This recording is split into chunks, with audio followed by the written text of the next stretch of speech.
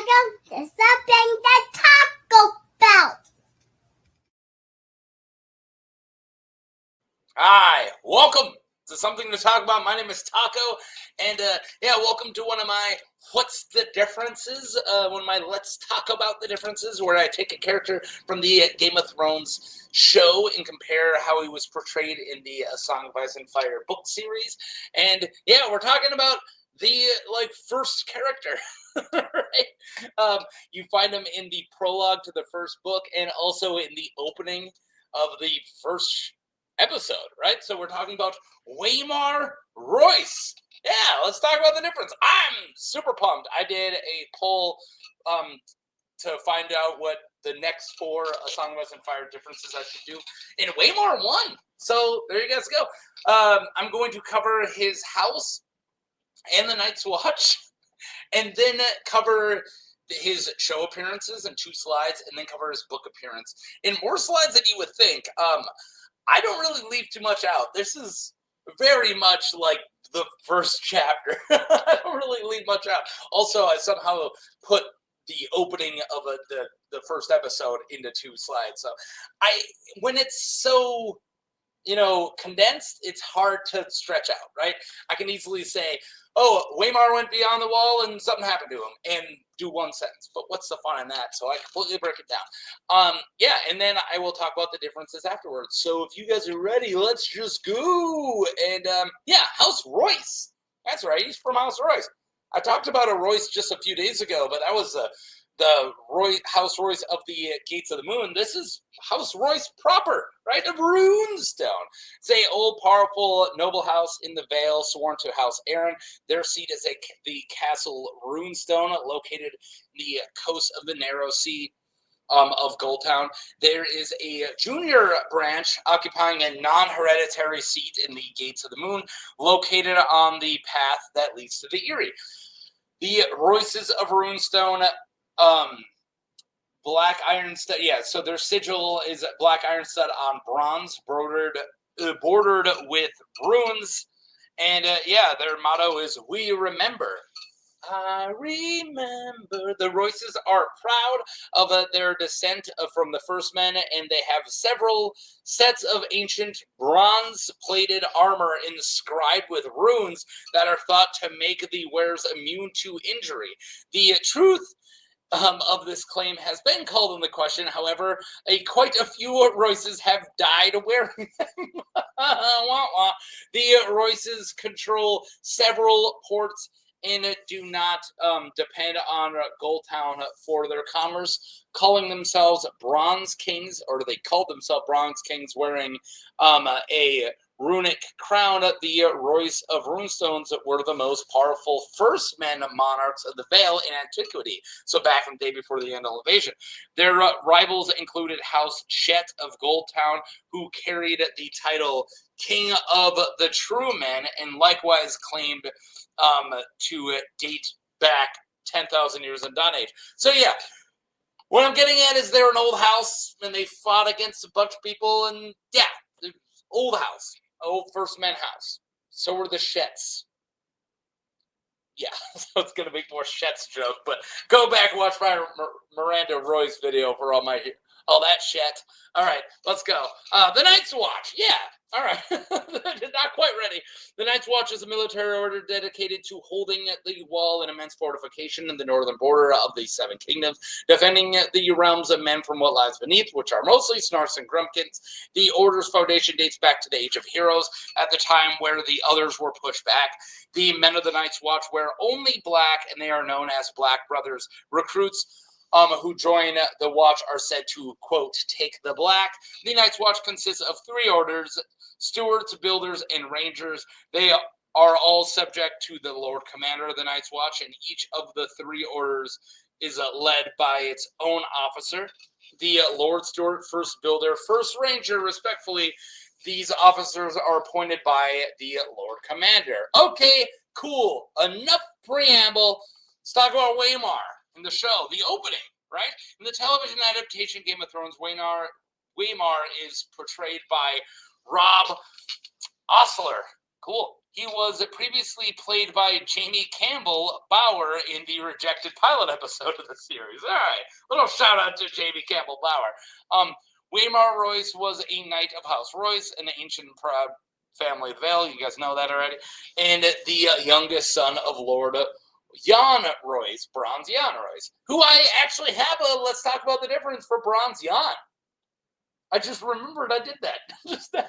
All right, let's go. Yeah, so Lord of Runestone and head of the family. He joined the Night's Watch and was placed among the Rangers due to his noble birth and skill at arms. Waymar Royce commands a ranging beyond the wall, accompanied by Garrett and Will, to investigate reports of wildlings in the haunted forest, which lies beneath the wall, or beneath the wall, beyond the wall. The first episode starts with Waymar leaving the gate. That's this shot right now, and it is an awesome shot. Will, the best scout in the group, goes on a different path to scout. Will finds a bunch of dead bodies and freaks out.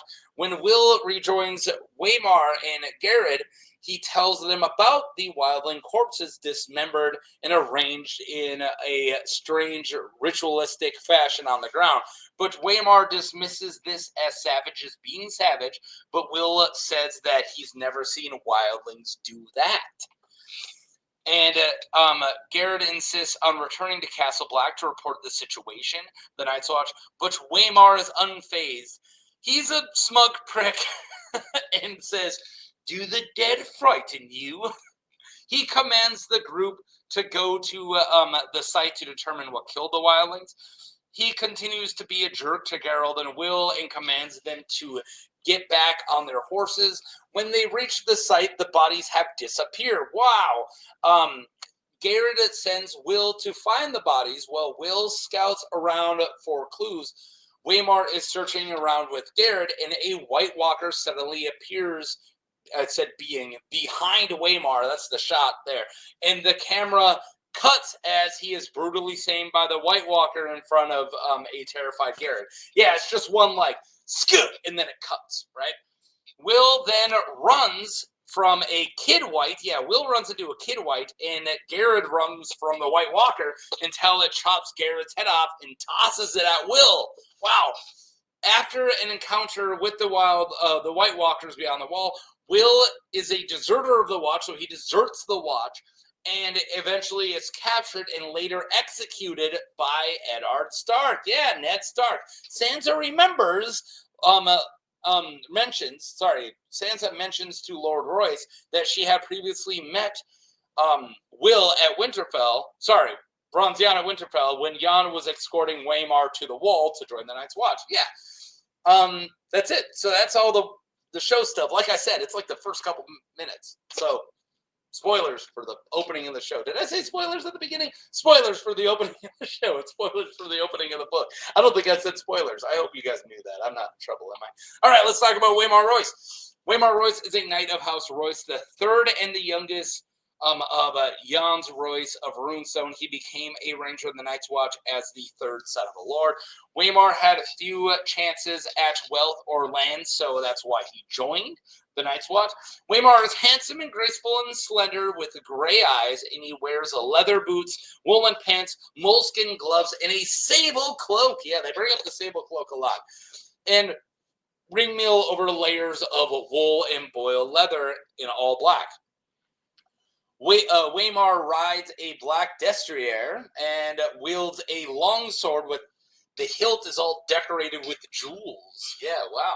Waymar displays a sense of entitlement as well as arrogance towards the more experienced members of the Night's Watch. Yeah, that's all pretty accurate with the show, right? Well, the show's accurate with the book, I guess is how you should say it. But yeah, he's kind of like I said before, kind of a smug prick. He's like, but I'm like a knight, and I'm all like important. Like that's kind of his vibe. It's not great. So the knight. He was escorted by his father, Bronziana Royce, north to the wall. They stayed at Winterfell as guests on the way. Sansa fell wildly in love with Waymar, among the brothers of the Night's Watch. Waymar's behavior and appearance earned him some ridicule behind his back. Yeah, a lot of people don't like him, including Jared and, should I say Garrett? I'll just say Jared and Will. So yeah, because he's a smug prick. I already said that. Shortly before the bookie book begins, G.R. Mormont gave Waymar the command of the ranging in the haunted forest in search of a band of wildling raiders. He was accompanied by Jared and Will. Garrett, did I already decide before? Was I already saying Garrett? I'm just gonna say Jared. Waymar, somebody's already telling me how to pronounce it. It's okay. I'm going to do my thing. Waymar was the least experienced of the three, having been in the Night's Watch for less than half of a year, whereas Gior counted Jared and Will among his best men. However, Waymar felt it was due to felt it was his due to have command because he was a knight. And Gior accepted because he did not want to offend Waymar's father and get the great bronze Yohn. Yeah, you just let him do it. Yeah, whatever, you're in charge, you knight. The ranging. Jared and Will and Sir Waymar Royce, three rangers from the Night's Watch, are tracking a band of wildling raiders in the haunted forest. As the woods start to go dark, Jared says that they should turn back, saying that the wildlings are dead. Waymar smiles and asks, "Do the dead frighten you?" Jared says the dead are dead and that Will has seen them. Will joins in protesting, but Waymar claims that there are things to be learned even from the dead.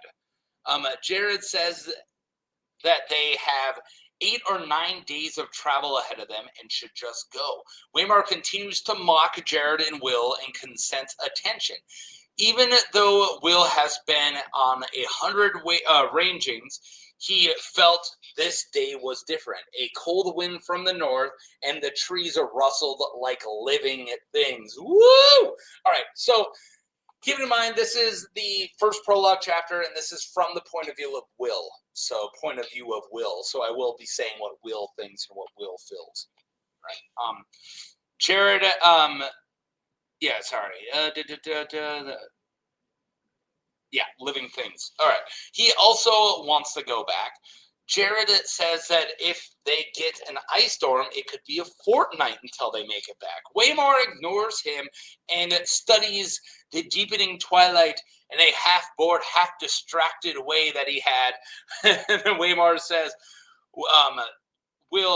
asks Will to tell him what he said again. And Will explains the wildling camp again. So he already once explained the wildling camp to him.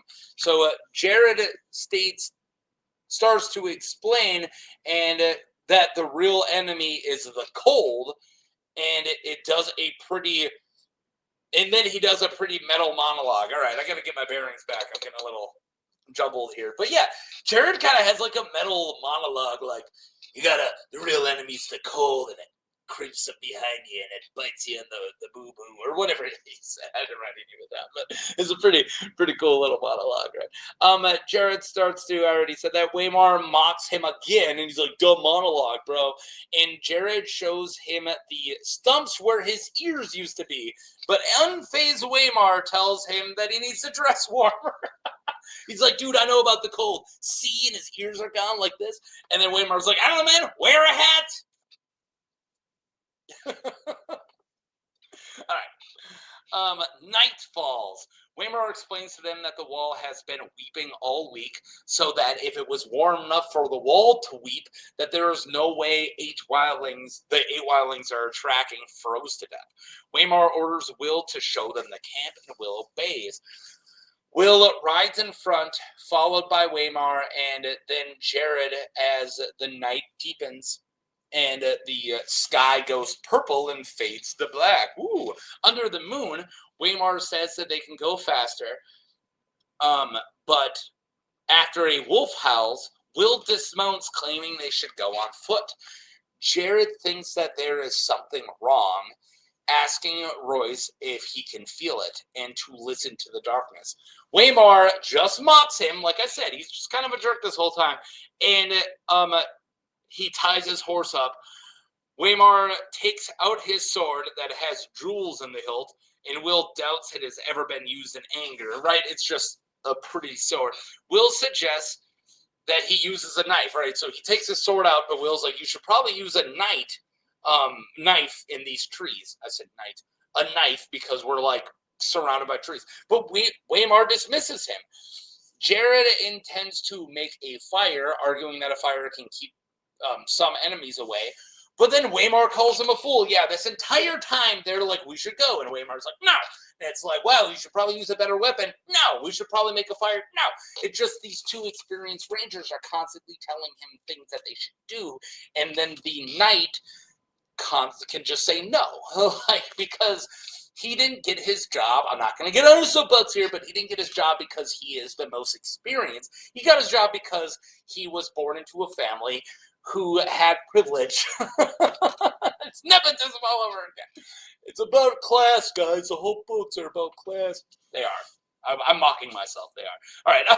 At the camp, when they it's not always about class, but definitely this first chapter has a lot of like, but the rich kid who doesn't know what he's doing is the one who's in charge, and he constantly is telling the experienced people who he thinks he's better than, no.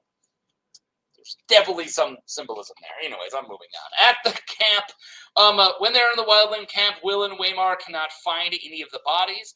Waymar swings at a tree with his sword. Once he sees that there are no bodies, he says, "Your dead men have seemed to move camp, Will." Will can't speak, and he is scared, and Waymar says, I'm not going back to, yeah. I don't know why I didn't put quotation marks. I'm not going back to Castle Black as a failure on my first ranging. Then he orders Will to go up a tree and to look around. So Will climbs a tree to look for them, and both men feel remarkably, colder. Who goes there? Waymar calls out, but only the sound of trees answer. Ooh. Waymar finally feels the fear that everyone else is with the cold, and he turns in a circle with his sword out, like he feels like he's getting messed up. Suddenly, a shadow emerge from the dark of the wood. Yeah, a shadow. And it stands in front of Waymar. The other was tall, gaunt, and had flesh pale as milk, with armor that was changing color. Yeah, no, the others are super awesome. I love how they're described. Waymar loses his breath and warns the other to come no further. His voice cracking like a boy's. Yeah, there goes all of his bravado, right? You run into an ice demon, and then all of a sudden you're like, hey, don't come over here. Yeah, no, there goes all that bravado. He tosses back his sable cloak and readies himself for battle. The other steps forward with his own ghostly ice sword. Yeah, no, so sick. I love this fight. If you want to call this a fight. Dance with me then. What I named this. Waymar lifts his sword and says, dance with me then, to the other. Will watches from the tree. I said for the tree. From the tree. At that moment, he thought Waymar was a boy no longer. Now he's a man of the Night's Watch. The other's deep blue eyes focus on Waymar as 5 identical others come up out silently, right? So now he's getting surrounded, right? The first other swings his sword at Waymar, who brings it up to block it. The swords meeting make a odd sound. He goes on to block a couple blows as he steps back. So he is like losing ground and getting himself surrounded by the silent others.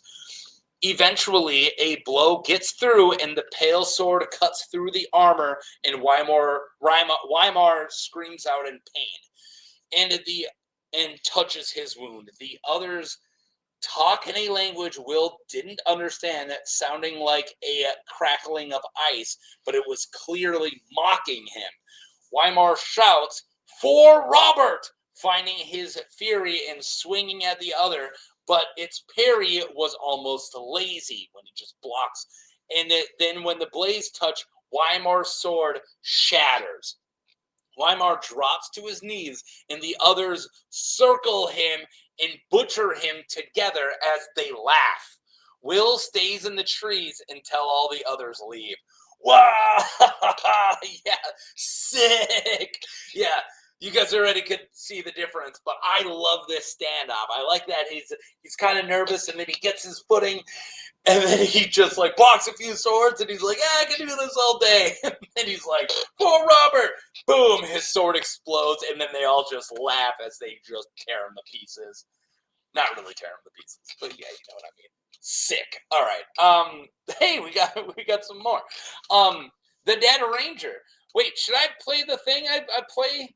I don't know if you guys like that I play this, but until I hear in the comments to stop, this is what I play whenever somebody dies. Poochie's dead! Whenever a POV dies. Or not POV, sorry. The person who I'm writing about. The character. All right.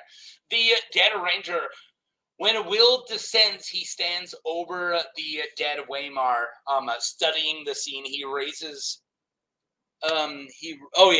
he raises to left, and Waymar, sorry, to leave. He raises to leave, and just then Waymar raises as well and stands over him. Whoa! Waymar has been turned into a white with one dead eye and one blue eye that watched Will. Waymar drops the broken sword and reaches out and strangles Will to death. Yeah, sick. Jared escapes south of the wall, but he is executed by Eddard Stark for desertion in front of the children. It's like a family-friendly event, right? Jeor Mormont, Lord Commander of the Night's Watch, laments to Tyrion Lannister that he gave command to someone as inexperienced as Waymar. Jeor sends Benjen Stark in search of the missing Rangers, but Benjen also disappears. We never find out what happens. Craster tells Jeor that when the three Rangers stop at Craster's, or tells Jeor that, the three Rangers stopped at Craster's keep during the search for the Raiders, but Craster said, too proud to sleep under my roof, him in that sable cloak and black steed. My wives gave him big crow eyes all the same. Yeah, Craster complained that Waymar didn't stay with him. As Tormund, all these are all the times Waymar is mentioned. As Tormund's free folk pass through the wall at Castle Black, they surrender treasures to the Night's Watch. And one man relinquishes a broken sword with sapphires in the hilt, possibly Waymar's sword. I never made that connection until I made this video. So that's actually really cool. All right, now let's get into the differences and some other stuff. So the differences, small but noticeable, right? So the setup is almost exactly the same. And it stays pretty much the same until the fight. It's Waymar gets murked like right away in front of Gerald, not Will in the show, right? And it's just one other, and he just doesn't one hit, right? So that's very different. And also, it's Will that survives in the show to run south, but it's Jared in the book. They kind of leave out how amazing the others look and how nasty and brutal the kill actually is, right? It's just like one hit, right? There are countless videos and theories stemming from the opening chapter. Yeah, I'm not going to talk about all of them, right? But if you want a super good one, and one I just listened to because it just came out, and friend of the channel, Michael Talks About Stuff, I suggest Michael Talks About Stuff's video, What the Others actually are explained, right? That came out not too long ago. It came out when I was in the middle of moving, right? Just like a couple weeks ago. This comes out in a couple weeks, so it's going to be a little old by then. But yeah, I highly suggest it. It's fantastic. And of course, the granddaddy of all others talk on YouTube is David Lightbringer, right?